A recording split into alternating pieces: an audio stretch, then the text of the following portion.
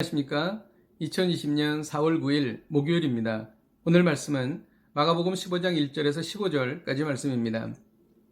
새벽에 대제사장들이 즉시 장로들과 서기관들 곧 온 공회와 더불어 의논하고 예수를 결박하여 끌고 가서 빌라도에게 넘겨주니 빌라도가 묻되 내가 유대인의 왕이냐? 예수께서 대답하여 이르시되 내 말이 옳도다 하시매 대제사장들이 여러 가지로 고발하는지라. 빌라도가 또 물어 이르되 아무 대답도 없느냐? 그들이 얼마나 많은 것으로 너를 고발하는가 보라 하되 예수께서 다시 아무 말씀으로도 대답하지 아니하시니 빌라도가 놀랍게 여기더라. 명절이 되면 백성들이 요구하는 대로 죄수 한 사람을 도와주는 전례가 있더니 밀란을 꾸미고 그 밀란 중에 살인하고 체포된 자 중에 바라바라 하는 자가 있는지라.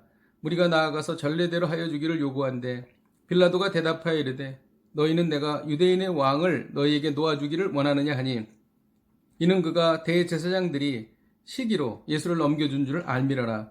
그러나 대제사장들이 무리를 충동하여 도리어 바라바를 놓아 달라 하게 하니 빌라도가 또 대답하여 이르되 그러면 너희가 유대인의 왕이라 하는 일을 내가 어떻게 하랴. 그들이 다시 소리 지르되 그를 십자가에 못 박게 하소서.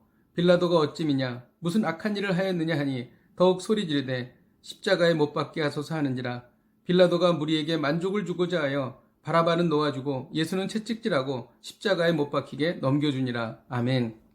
대제사장들은 새벽에 산헤드린 공회를 소집했습니다. 그리고 예수님을 빌라도에게 넘겨주었습니다. 빌라도에게 넘겨주신 예수님은 자신을 고발하는 말에 대해서 아무 대답도 하지 않으셨습니다. 빌라도는 명절에 죄수 한 명을 놓아주는 전례를 통해서 예수님을 놓아주려고 했으나 대제사장들의 충동에 빠진 군중들은 예수님을 십자가에 못 박으라고 외칩니다. 빌라도는 무리를 만족시키기 위해 군중의 요구대로 예수님을 십자가에 못 박았습니다. 왜 이들이 예수님을 십자가에 못 박았을까요? 3절에 보면 대제사장들이 여러 가지로 고발하는지라고 기록합니다.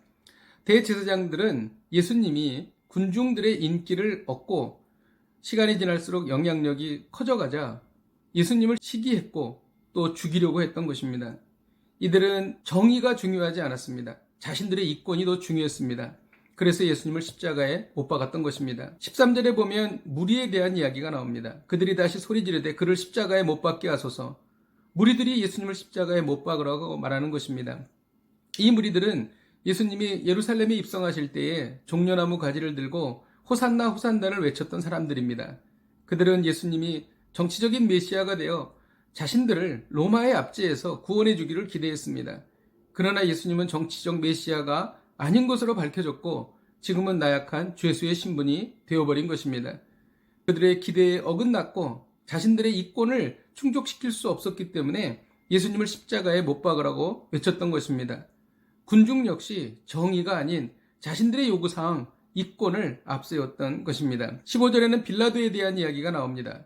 빌라도가 무리에게 만족을 주고자 하여 바라바는 놓아주고 예수는 채찍질하고 십자가에 못 박혀 넘겨주니라 라고 기록합니다. 빌라도는 예수님이 무죄하다는 것을 누구보다도 잘 알았습니다. 그러나 만일 폭동과 소요가 나면 자신의 위치가 위험해지기 때문에 무리에게 만족을 주고자 예수님을 십자가에 못 박은 것입니다. 그도 정의보다 자신의 이권을 선택했던 것입니다. 이 말씀을 통해서 우리가 얻는 내용은 무엇입니까? 유대인 지도자들, 무리, 빌라도는 영원히 씻지 못할 죄를 저지르고 말았습니다.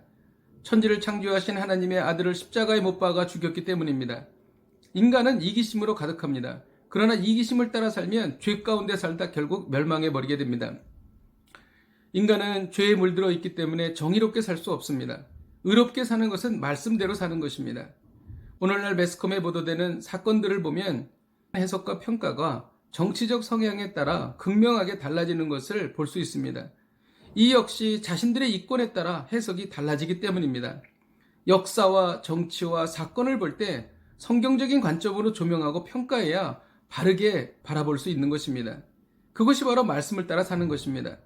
역사와 정치와 사건을 바라볼 때 먼저 하나님은 어떻게 생각하시는가를 판단해야 합니다.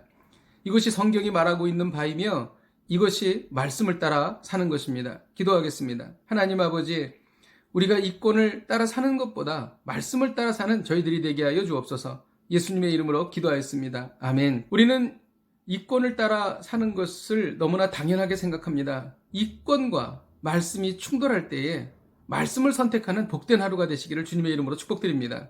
오늘도 승리하십시오.